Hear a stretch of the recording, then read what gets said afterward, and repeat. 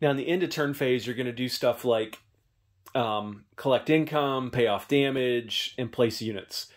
And you can kind of do that in any order you want. And that's a really interesting and different part of this game is if you want to collect your income first, you can, and then you can use that income to pay off damage on your bases. Okay? So, the Eastern Pack doesn't have any damage, so they can collect income last with basically no penalty in terms of what they can do.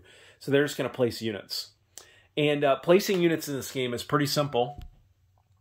You see these red numbers? That's how much IPP you generate and also how many infantry you can place there.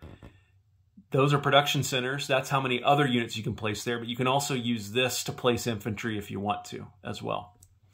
So let's just take the Caliphate as an example here. They purchase 3 infantry this turn. And an airborne infantry and a main battle tank. So they definitely want to put their main battle tank here in Central Caliphate, which uses the 1 production capacity there to do that. They want to place 2 of their infantry also in the Central Caliphate, using 2 of the 6 value of that recruitment center. They also want to place airborne infantry there, which would also use that 6. And actually, made a mistake. Airborne infantry actually uses this. So I really want that airborne there, so I'm actually going to put the main battle tank here instead, or on Pakistan. And I've got 1 more infantry I can place, and it's perfect because I need to backfill Somalia because I attacked Eastern African states from there. So that's how that works. China has a ballistic missile sub, which needs to be built where there's a production center and a port. So they can put it, boom, in there like that.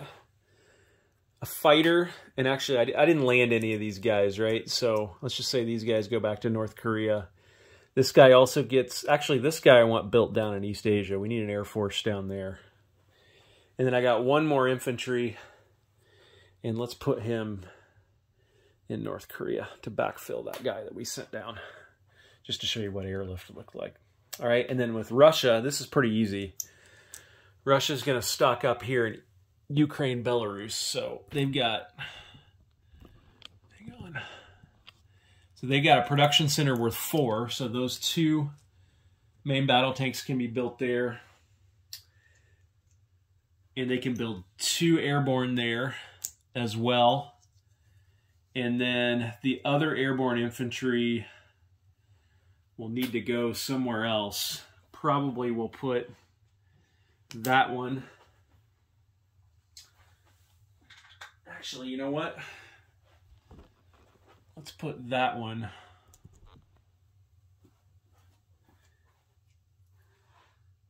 here in Amur. And let's move these 2 guys back there to protect our ICBMs. Don't want to lose those ICBMs. So then we collect income. And you can see here China forgot to roll its extra dice that it got from its cyber warfare activities. I believe that was military intelligence, so they lose that. But you see here, look at the income situation after 1 turn. And guys, I didn't even make all the attacks I could make. China's now the leading income in the game at 40. Russia has eclipsed NATO 32 to 29, and Caliphate is catching up. So pretty even income-wise after one turn with not all the attacks I can make. I probably could have gotten another 3 to 5 with China and probably another 4 to 5 with Russia, right? So I'm not going to collect the income because you guys know how to do that, but that is how you play the game. And that's the Eastern Pack's first turn. And let's move on to the Western Allies.